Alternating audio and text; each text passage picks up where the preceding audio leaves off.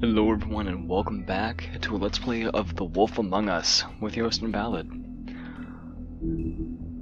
With another intermission, where we're going to be looking at the Book of Fables and checking out the entries that we found in the second chapter of this game.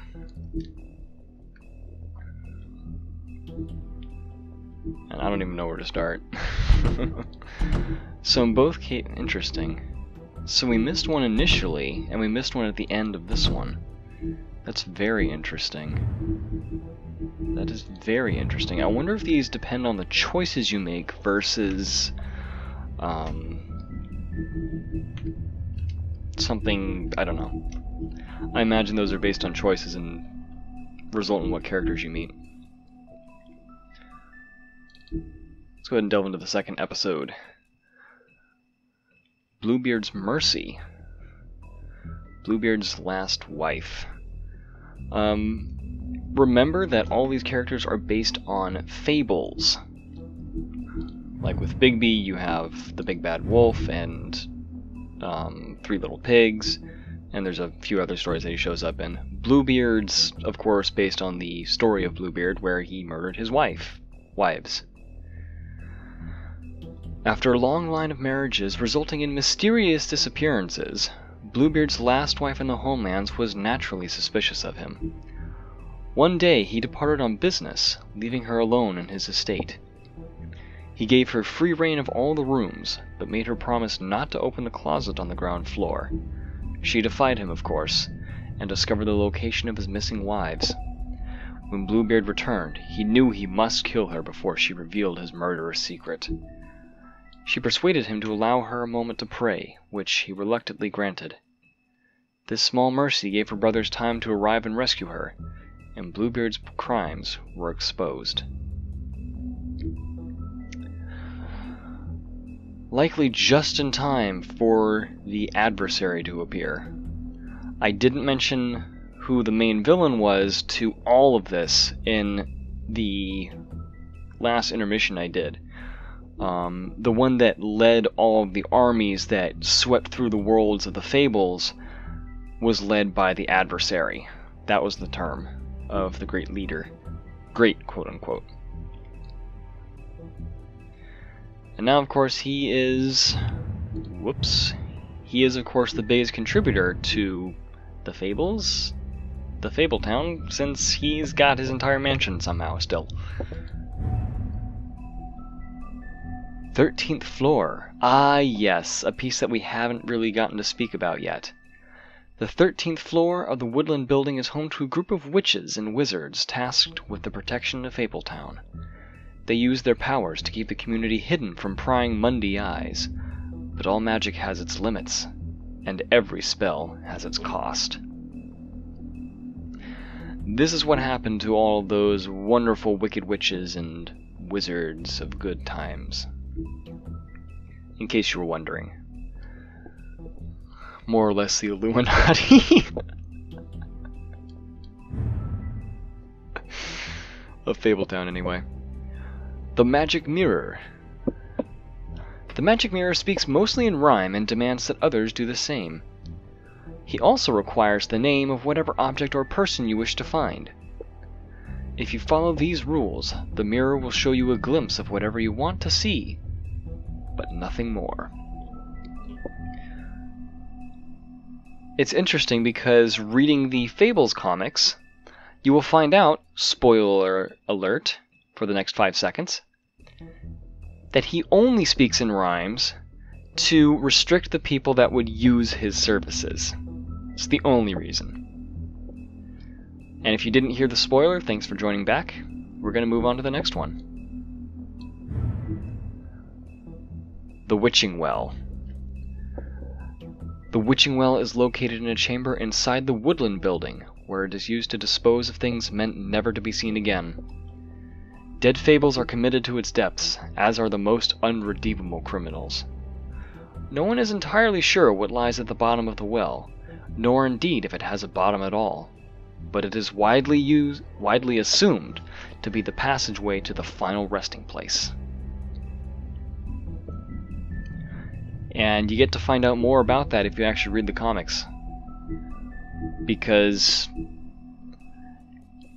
they end up traveling to the Witching Well. At least one character does. There's a lot of really interesting stuff that happens with the Witching Well. And Jack Horner, the dickhead that we found in the last one, who is also actually a really fun character on all things considered. The harmless trickster. Jack is always up to something, but he's not nearly as smart as he thinks he is. His plans to get rich quick often backfire, but his confidence never wavers. He thinks he's the most important person in Fabletown, but everyone knows him as a mostly harmless smartass. Yeah.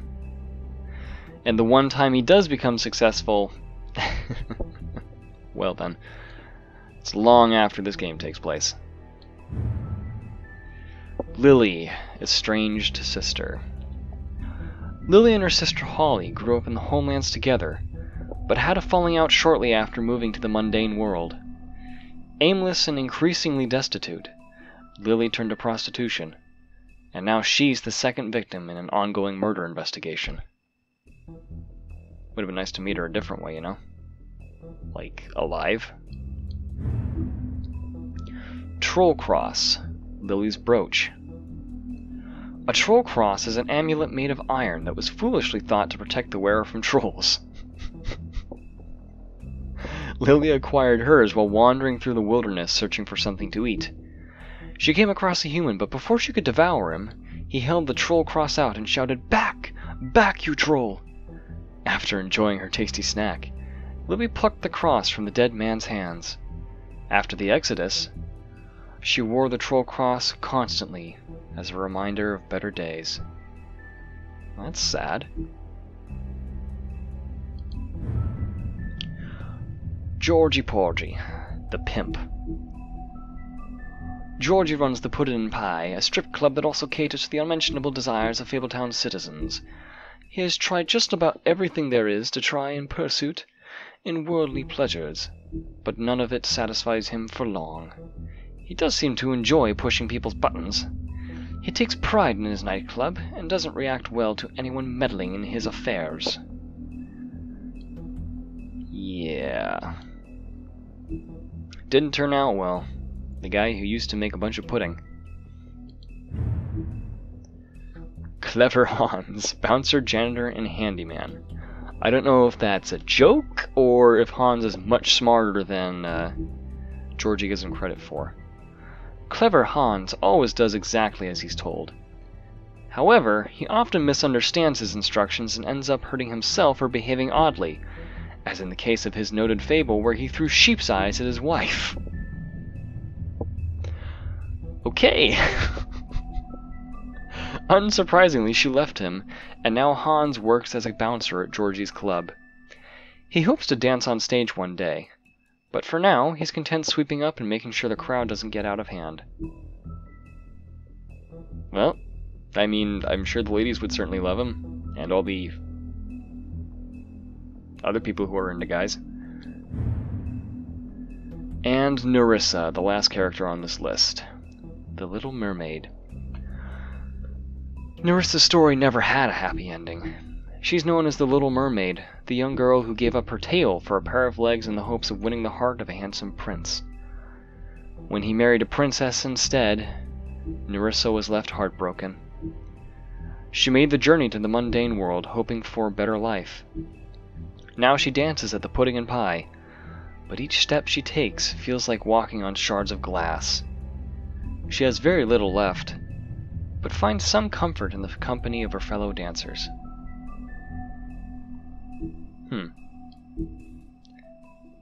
Very interesting.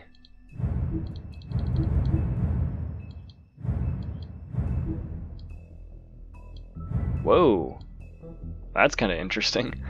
So I just figured out something else. If you click on the screen and then hold it to one of the sides, until you either let go or bring it back to center, it's going to continue scrolling. That is very interesting. Cool.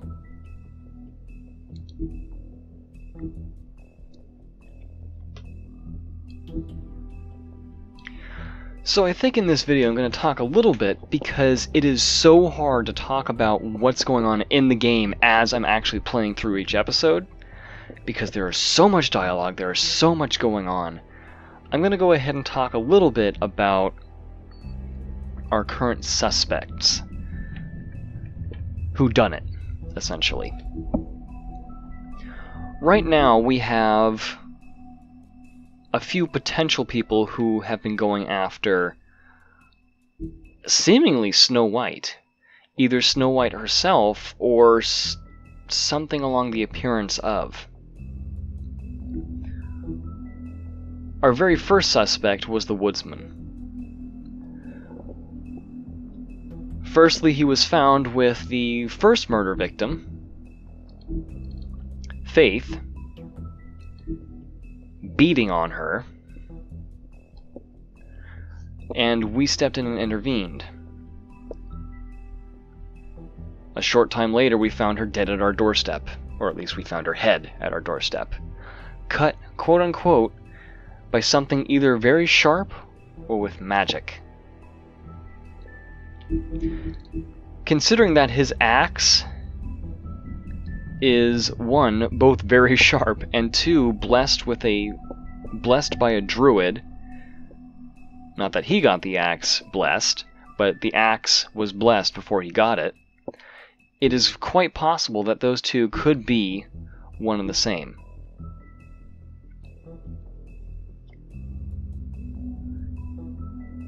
However, he seems a little too...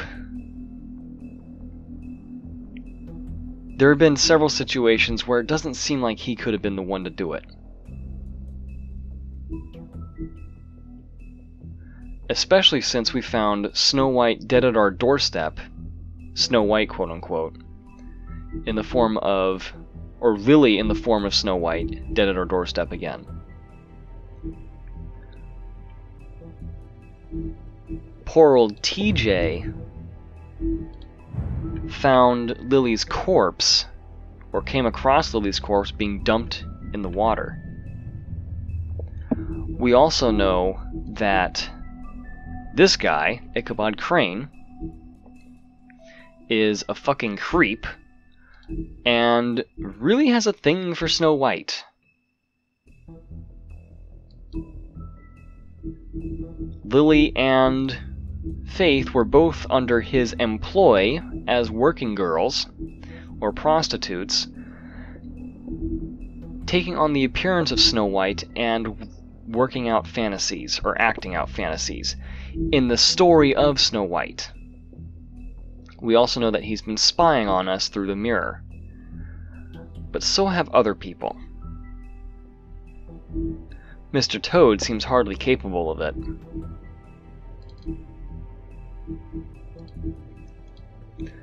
Even though he was also seen looking through the mirrors. However, I don't think Ichabod Crane is guilty of murder, though he is certainly guilty of his fetish. And for being an asshole and a creep.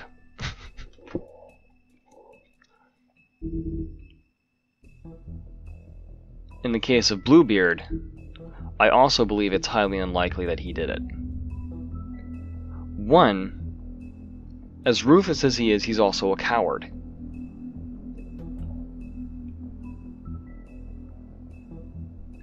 And two, up until he got into the Mundy world, he really only killed his wives. And he's not currently married, and Snow White is not a prospect of becoming a wife anytime soon.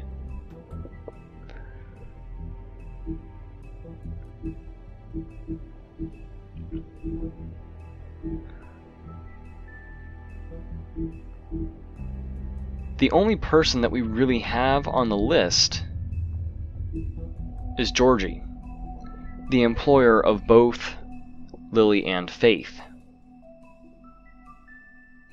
And he certainly has a bone to pick with the sheriff.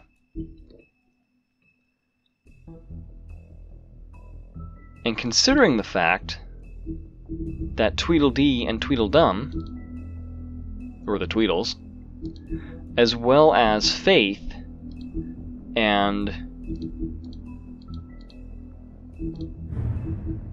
Nerissa, or the Little Mermaid, have all said, quote, "These lips are sealed," when asked certain questions pertaining to the case. However, it's also unknown whether Georgie really has the capability to use magic.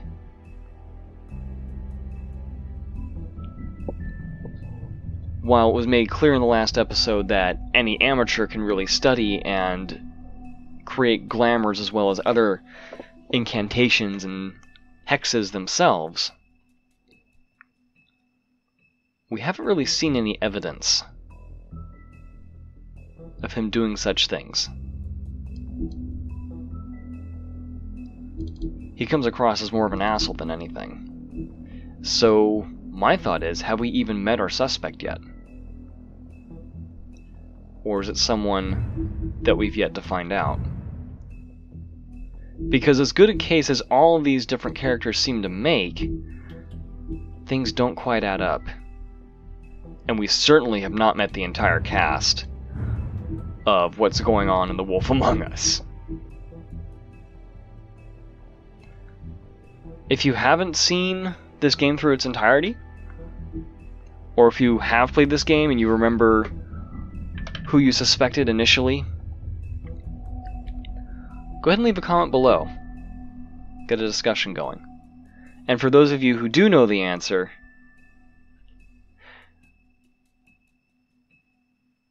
hold back for a while, as a request. Thank you guys so much for watching, and I will see you very shortly in the next episode. Until then, have a wonderful day and take care. Bye for now.